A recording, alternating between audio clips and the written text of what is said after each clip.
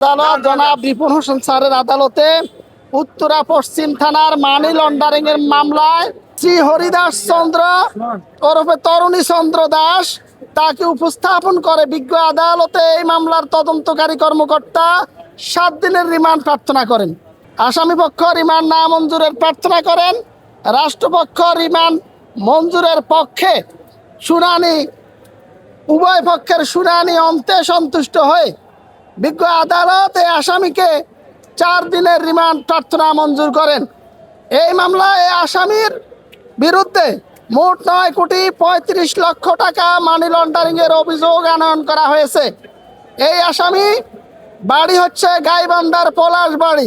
সে পেশায় একজন কৃষক, কিন্তু তার নামে বেনামে বিভিন্ন অ্যাকাউন্টে দেশের বাহির হতে মোট 9,35,00,000 টাকা এসেছে। সেই টাকার কোনো সুনির্দিষ্ট তথ্য সে প্রদান করতে ব্যর্থ হওয়ার কারণে তার বিরুদ্ধে এই মামলায় তাকে বিজ্ঞ আদালতে এই মামলার তদন্তকারী কর্মকর্তা রিমান্ডের প্রার্থনা করেন। ভিটামিন ই ও সি সিরাম 8টি প্রাকৃতিক অয়েল সমৃদ্ধ লিলি সিরাম অয়েল, যা চুল পড়া কমায় মাত্র 30 দিনে।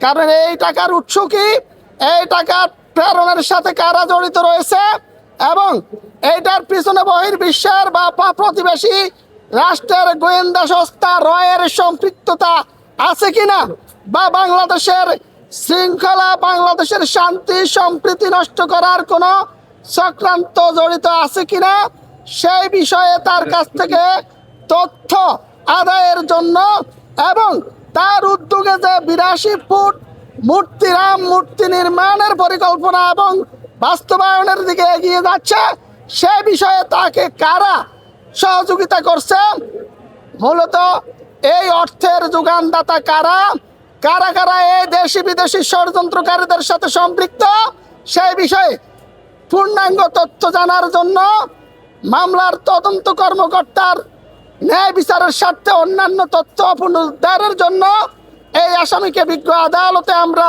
রাষ্ট্রপক্ষের 7 দিনের রিমান্ড প্রার্থনা করলে বিজ্ঞ আদালত উভয় পক্ষের শুনানি শ্রবণান্তে সন্তুষ্ট হয়ে এই হরিদাস চন্দ্রকে মোট 4 দিনের রিমান্ড প্রার্থনা মঞ্জুর করেন।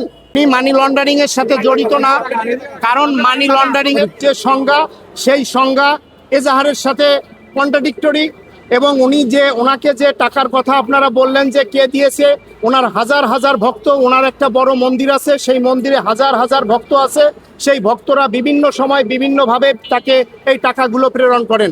উনি কখনো বিদেশ থেকে কোনো টাকা আনেননি বা এরকম কোনো তথ্য এফআইআরে নাই। শ্রী হরিদাস চন্দ্র তরণী দাসের অ্যাডভোকেট হিসেবে আজকে উত্তরা পশ্চিম থানার মামলা নাম্বার 17/7/2026 বিজ্ঞ আদালতে শুনানি করেছি।